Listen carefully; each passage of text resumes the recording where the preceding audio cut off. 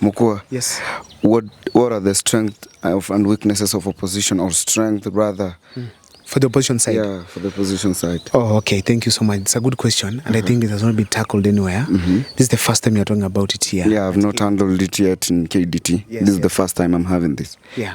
So let me tell you this. The current opposition that we have right now is among the luckiest. The luckiest in the sense that already William Ruto, the incumbent, is hated by Kenyans. Yeah. Huh? It's not a hate speech. You don't have to be afraid to talk about it. He's hated. Kenyans do not want him. He has been seen to be incompetent. So Kenyans do not want anything to do with William Ruto. We have seen everywhere he goes, people have to be ferried.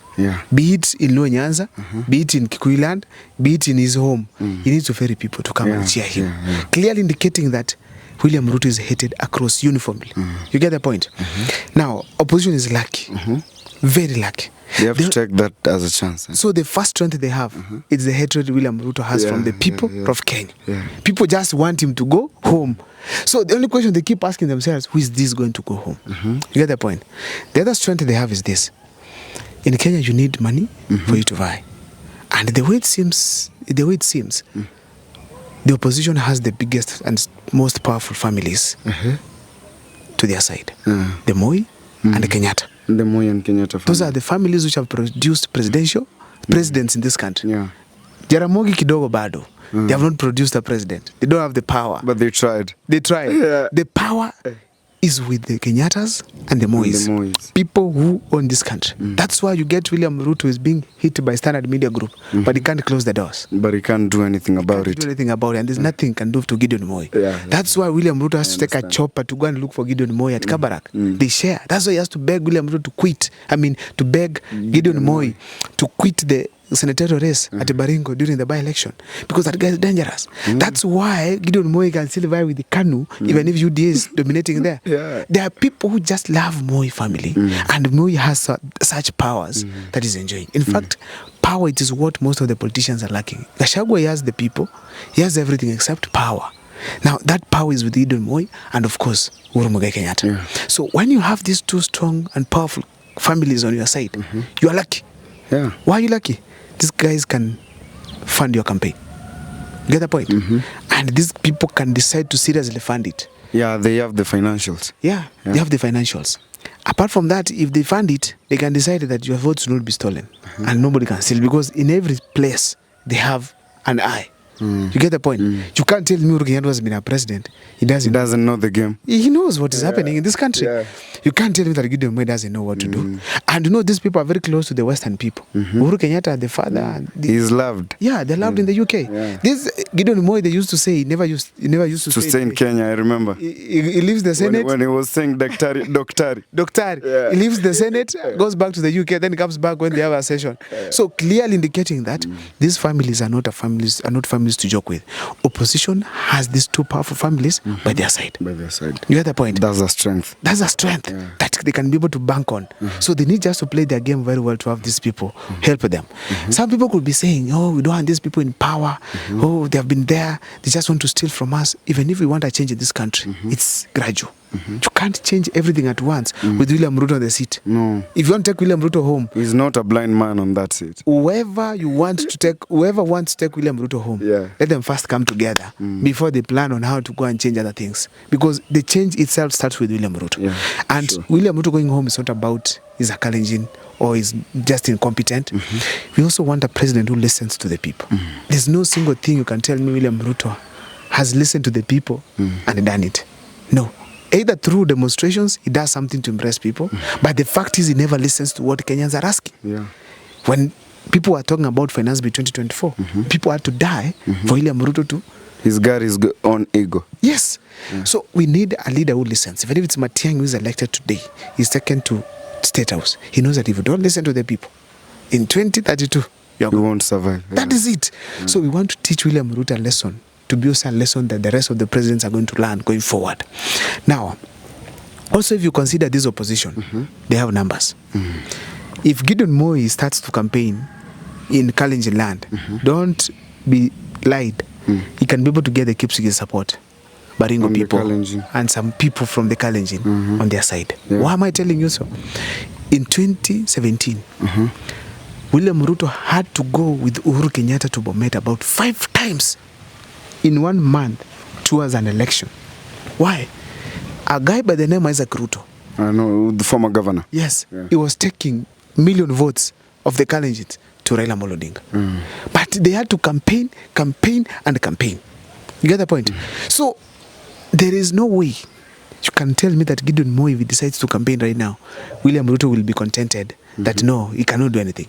William Ruto will be destabilized. He will start rushing to Kalenjin land now and then to campaign, start making roads. Because right now the people are suffering also. Are the Kalenjin people? They don't have roads. They I've don't seen them complain on they are TV. complaining. Yeah, so clearly they can also vote out William Ruto if they have an alternative. Now, so the other numbers they have, apart from the Kalenjin ones, if they package themselves in Western Kenya, it's theirs. If they package themselves in Kisii, it's theirs. If they package themselves in Central Kenya, that is 1 term. If you have 1 term, especially in Central Kenya, on your side, that means you have best numbers to beat someone who is against you. So the opposition has the numbers. That's one of their strengths. Now, one thing that this opposition need to know, it is that the numbers can only make sense if they make the right choice on the candidate or the flag bearer. If they choose one flag bearer that Kenyans want, William Ruto will sweat. He will know that he's going home very early in the morning. And they just need to do that very early in the morning. Now, I've talked about the financial aspect because the Moi family can be able to bring. Yeah, they have the Kenyatta finances. to bring. And also, Mount Kenya billionaires now can be able to inject. You get the point? Now, so when I look at the way the opposition is working right now, they are a bit slow. Like right now as we speak. In terms of making decisions? Yes. Like right now as we speak, we could be having now the presidential candidate. Yeah. But they are taking like, no, if you choose one candidate now, William Ruto will finish him on what basis? William Ruto can finish even in 2027. Yeah. So if he wants to, bring that candidate now, let him sell himself to the people. What wamzoea, it's this versus Ruto. It's Ruto versus Matiang'i. Then they back him. Like now if they choose Matiang'i today, the Kambas will have issues.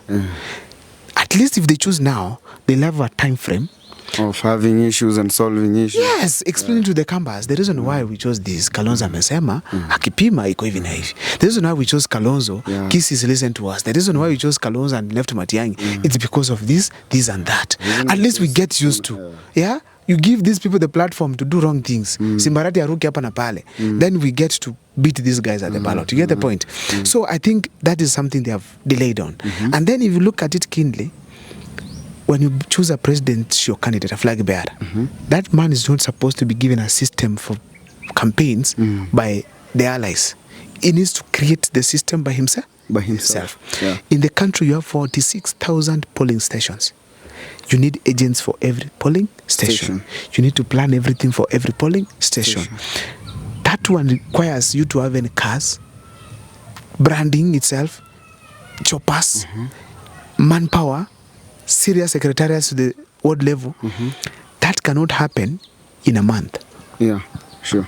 It cannot just happen in a month. It requires planning. You need to get more money. So if they choose a presidential candidate in 2027, March, what time is this guy going to have to pull his strings? To look for money, look for this 46,000. This guy would be exhausted, especially if you don't have a swift team. You get the point? So they need to choose now for them to be ready. You get the point? Let them give Ruto a reason to attack them now. So that if it's Matiang'i they're talking about Rivayala, they have a plan to deal with it. If it's Kalonzo they're talking about this and that, maybe track record, they have a time to deal with it. They package it very well. You know, there's need for them to give us a decision that makes sense to us right now. Not to wait until next year. People, they are trying to relate it to 2002. Especially the older generations are saying, no, let's do it like 2002. That's what William Ruto is prepared for. Let them do their thing now. Prepare and face William Ruto head on with whichever thing is coming with it on board. Yes, that's how it should happen. So in a nutshell, opposition, they're better than William Ruto. They're stronger than William Ruto. But they don't seem to realize. They don't seem to realize that much. Because we are seeing a lot of struggles on what they're doing, their meetings and stuff. You know, Linda Mwananchi seems to be doing better. Because if you look at Linda Mwananchi, when they came to Kisii, and when they were starting, they had one senator, Richard Onyonka. Later on, Orengo joined them, a governor. Now as we speak, there are 2 governors, 2 senators. We have Ososi, Onyonka. And then Those are the senators. Then we have the governor now, James Orengo. Now the governor from Mount Kenya, Irungu Kang'ata. Yeah. So their number is doing what? Increasing. Yet we've not seen any single governor moving around with Matiang'i. Not even for Nyamira, not even for Kisii County. That is something we need to look at. We cannot rule out the effect of some of these leaders. It can't be ignored. It cannot be ignored. These people have an impact and they can help somewhere. Yes, so they are better than William Ruto. That's the strength of opposition. Yes.